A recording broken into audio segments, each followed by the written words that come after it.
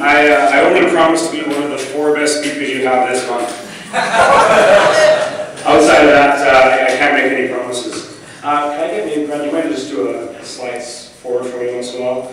As always, it's wonderful to be back. I've been here, as Neil mentioned, several times. And today my purpose for coming back is to give you an update as to where we're at, let you know some of the plans we have that we're currently doing and moving forward, and just to acknowledge the significant contribution that the Rotary Club of Spruce Grove has made to the lives of children in Ecuador. For those, maybe a few that don't know, I grew up in Spruce Grove.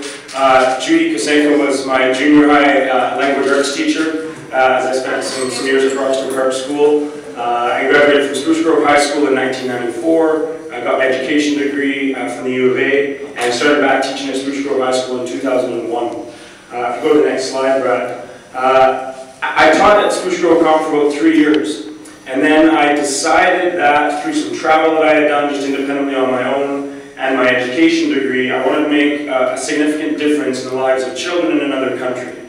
So I spent several hours researching and looking up opportunities and places to go, and I ended up finding this little coastal town in Ecuador that at the time I had no idea the impact that picking that place would have on me, you know, for up to today and for many years to come.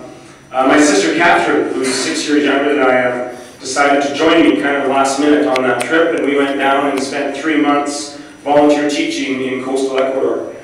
We ended up at a very rural school. We stayed in a small little community known as Bahia, and we would take the top picture, the dirt road up to the school every day, about a 20-25 minute bus ride out of town. They would drop us off on the side of the road, and we would take this road up to the school and teach from about 7:30 in the morning until about 12:30, play a game of soccer, and then make our way back down and usually hitchhike back to town unless the bus happened to come by at the right time.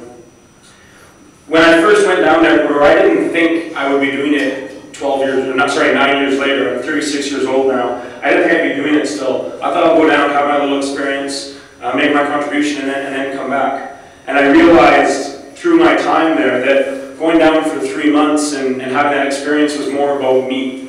And going and working in that community and teaching had a very small impact on them. And they, you know, the curly hair guy from Canada and his sister Catherine, and we had lots of fun, and we played lots of games, and they had some interaction with another person from another part of the world. But I didn't feel that my 3 months there was really valuable to them in the long run. So in conversations in my final days there with Vladimir, who's been for Rotary and spoke to this club, I decided to try and make a bit of a longer-term connection with the area and a longer-term contribution. So when I came back after the trip, we started a little organization. And I've known Janice Scalzo. I worked at Boston Pizza in my university days, and I've known Joe and Janice for a long time. And we were chatting one day, and she said, you know, Rotary International is really big on water projects this year. I don't know, probably 2004, 2005. And, you know, you can maybe come speak to our club. We can maybe join up and be a part of something you could do, because the school we worked at didn't have a bathroom. So a little public school up in the hills of Ecuador without a bathroom. When I left, that's the kind of first commitment that we made, was to come back and fundraise for that. So a little bit of student union ticket pack sales from Spruce Grove Composite High School leadership students, and then a significant gift, my $3,500 gift from the Rotary Club of Spruce Grove, allowed us to donate $5,000 to Escuela Una de Octubre and the community of La Florida with their first ever bathroom facility. They were kind enough to put a picture of our Canadian flag up and their caricatures of my sister and I. So when we went back, we got a picture of ourselves there. That really was a big moment for that community. You can imagine the sense of pride, I guess, and community that a central facility like that has. Not only was it used by the school, it was used by the community. It's a very rural farming community. 4 Rotarians have been there since, and they can tell you about how rural that place actually is. You know, bamboo houses every couple hundred yards. And that area, that school, has become kind of a bit of a community center as well. They have a little outdoor pool table and a bathroom facility, and it really brought some pride and some, obviously, sanitation and cleanliness to that community. And from that point on, people kind of said, well, what are you going to do next, Dave? Like, is that going to be it? And I started a leadership program at Spruce Grove Comp when I came back in 2005 that still goes on today, although I'm not teaching it anymore. And I told those students in that leadership group that potentially we could go back to Ecuador someday and I'd take them down there on a trip. So as the slides advance, we're going to get to more details on that. But we started to take on other projects. So in March of 2005, we provided our first education scholarship to a great promising student named Diana, and she's there in the orange shirt. Diana received a daily lunch, transportation to and from school, medical checkups, and 9 months of high-quality education. That was our first one, and in 2005 we provided one scholarship. It was $800, and it was for a private school. The public schools in Ecuador do not provide anywhere near the level of education that students will need to go on to anything after their high school years or their senior years of school. In La Florida, about grade 8 is usually where they end, and then they end up working on the farming communities and for their parents and never go further. So we've identified now, in the last several years, we've sponsored 10 students to go to that school, Genesis private school, and get the opportunity to get the education that can be provided for them in Ecuador, that they can have a bright future. In March 2006, we funded a classroom. You can see on the top picture there's kind of two classrooms side by side. The one on the left, closest to you, was a bamboo hut when I was there. So in the rainy season, which in Ecuador lasts about 5 months, the dirt floors and the bamboo huts and the tarps thrown over top just weren't enough for that school to be able to continue long term. So we put some funds together and built them a second classroom. And you can see when we went down one of our trips, which I'll get to here in a minute, you probably can't read it from too far back, not because of your bad eyesight or because of the small print. I just want to make that clear. But in the blue there on the top, near the top right, those are kind of the groups of people that helped us out in building that classroom, and Spruce Grove Rotary Club is on there, as well as the Alberta Teachers Association Local Number 10, SG Spruce Grove Composite High School, Greystone Centennial School, and the reporter examiner, Rich Gosson, who many of you would know and be familiar with that name, was the editor of the paper in 2007. He came down on our trip and reported many articles and stories back to the examiner and had a great time. So that was that second classroom. March 2007 to present, one of the ongoing projects is providing computer access. Literally you can speak with some of the members that have been to Ecuador from your club and the remoteness of that area. And Vladimir, who owns and operates Genesis Private School, has many outreach programs and community programs, and this was one of them that we were able to help him out with to provide that opportunity for computer access. In the bottom picture there, you can see me with one of the students. One of the really neat things we do when we take groups of community members from our area down is we do this backpack concept, and every member that goes down provides a backpack for a student.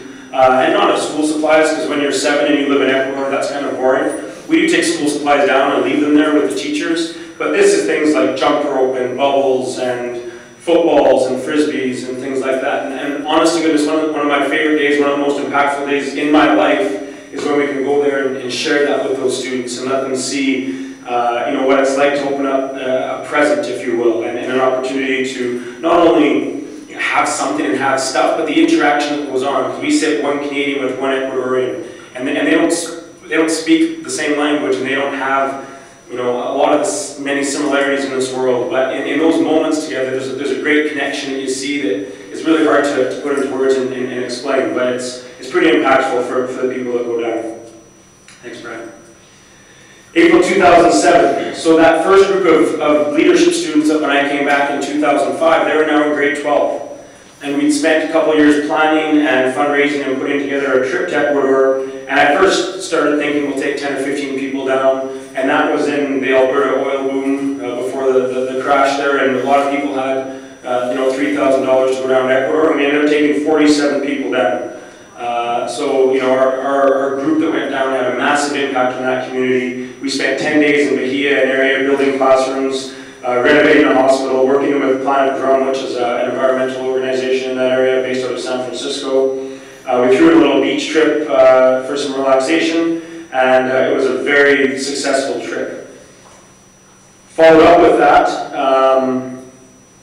through the Rotary Club of Spruce Grove, we're continuing to fund to pay the expenses of that school that I originally taught in when we walked up to the hills. So the Rotary Club has donated $2,500 each of the last few years now to keep that school going. And what keep that school going means is continue with the computer access, increase the teachers' salaries. They were making $50 a month when I was there. And even though it's Ecuador and the cost of living is not very high, $50 a month is not nearly enough to sustain in the long run. So we've been able to give them a competitive salary, keep the teachers there, and it's very different obviously, but I feel a real neat sense because I'm a local from Spruce Grove that now teaches in Spruce Grove. And in La Florida, we have local people that we're able to keep in La Florida running that school and being great role models and citizens for the young people coming through. And I think that's a really neat aspect of what we're able to do. Through the building and the funding, we've been able to grow the school in numbers, resources, and opportunity. They face challenges on a yearly basis to sustain themselves and to meet the government requirements and various challenges, but through our support, they've been able to persevere through all those challenges and are still running a very, very good school today.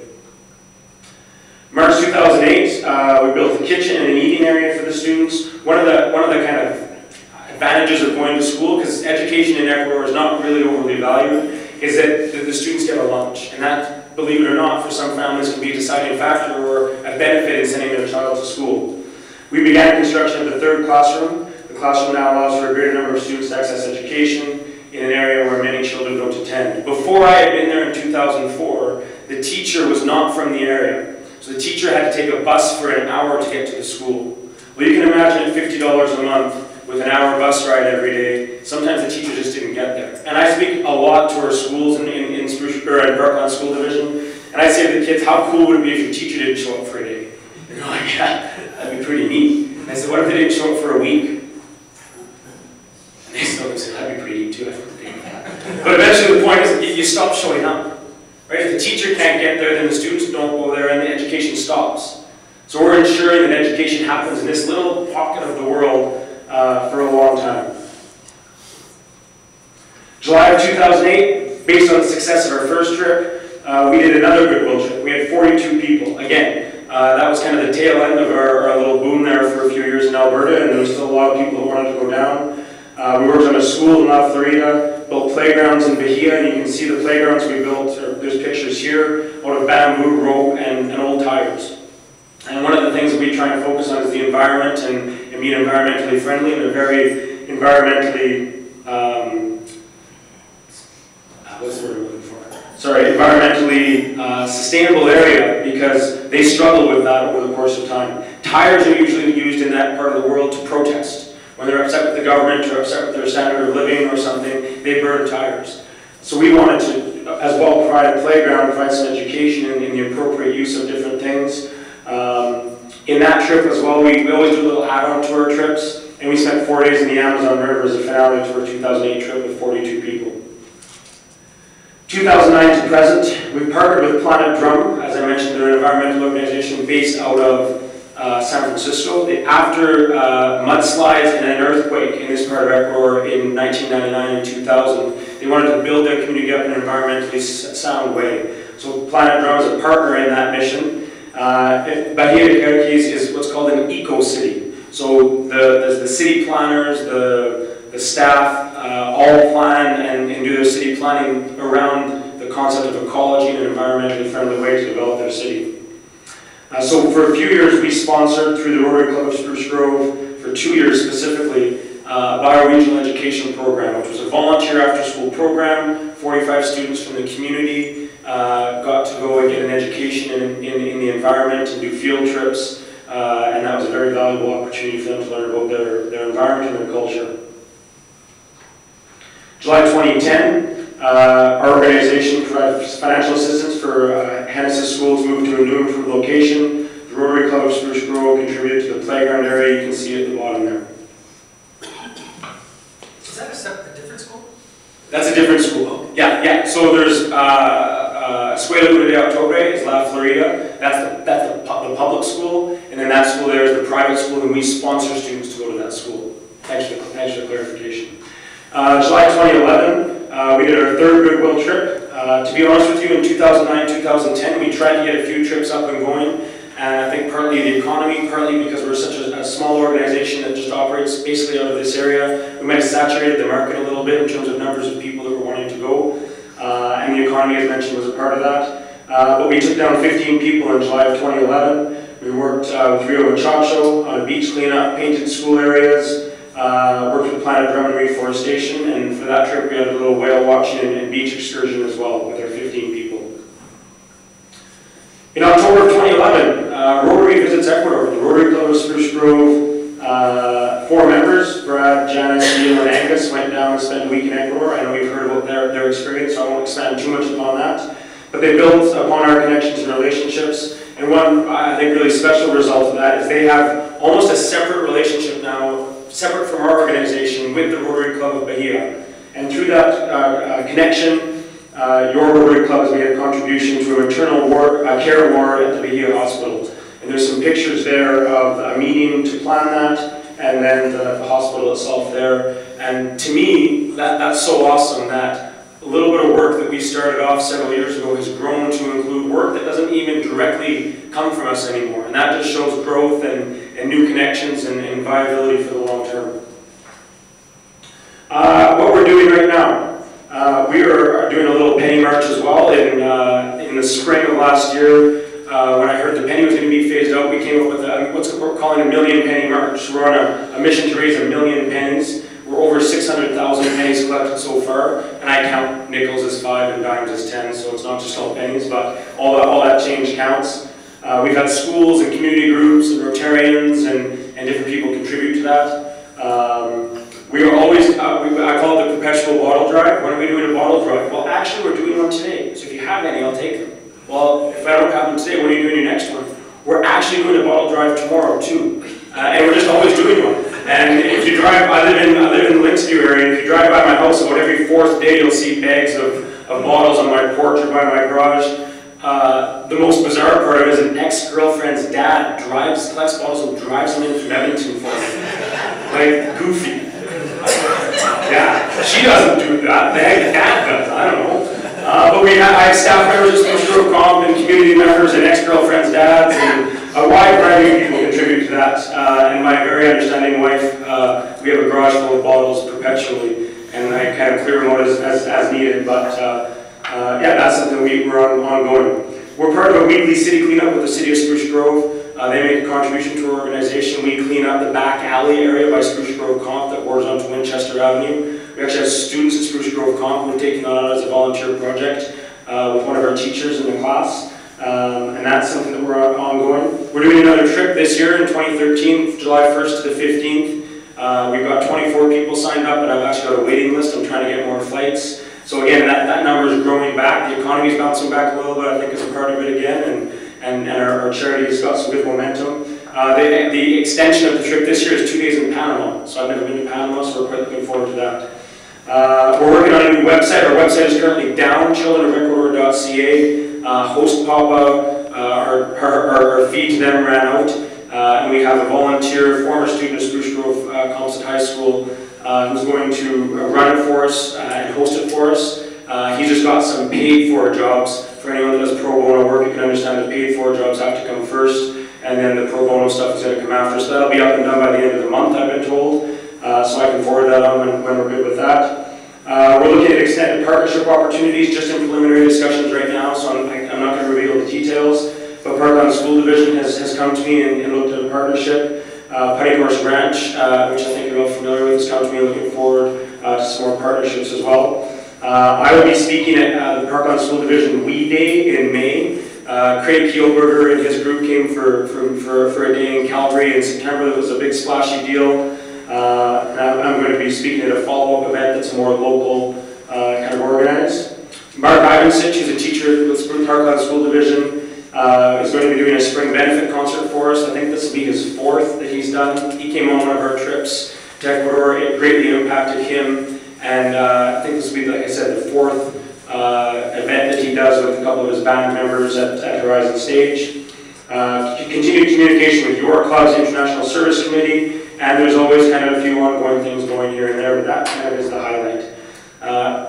Over the last 10 or 15 minutes, however long I've been speaking, I hope you get the sense of how important the contribution from the Rotary Club of Spruce Grove has been to our organization. We've had regular connections with Parkland School Division. with the local Teachers Association, with different schools. But the Rotary has been there right from a conversation I had in Ecuador when I was there in May or June of 2004, and I ended up chatting with Janice Scalzo over the phone on a creaky connection from a little booth in Ecuador up until today. So I want to thank each and every one of you for the continued support. I look forward to working with you in our community and globally to make a difference in the lives of people. And not only do we, for our own organization, is it important that we help change the lives of children in Ecuador, but we've taken down over 100 people to Ecuador from this community. It's really important that we provide opportunities to change the lives of people in this community as well. It's not just about the people in Ecuador. People sometimes say to me, well, you know, $3,000 a person, 24 people, $72,000, wouldn't we be better off just sending that money down to Ecuador and making a bigger impact that way? And in some ways, yes. But if I had just sent down my $5,000 that it cost me to go 9 years ago, it would have been $5,000. And I would have sent it down and not had the experience I had. And through that experience, now tens and hundreds over the 9 years, hundreds of thousands of dollars have gone into that community to support it, and it's also changed my life in a significant way. So we're about helping people in Ecuador, but we're also about giving people in our local community that opportunity to make a lives and difference for other people. Everyone here obviously has that mindset, and I think a large number of people in our community want to help, they want to make a contribution, they want to maybe travel, they want to do something, and they just don't know how to go about it. So one of our goals and our values and our beliefs is that we can provide that vehicle and that avenue for people in our community and help change their lives as well. So on behalf of our organization, thank you very much for your long-term contributions, and I'm pleased to be here as always. Thank you.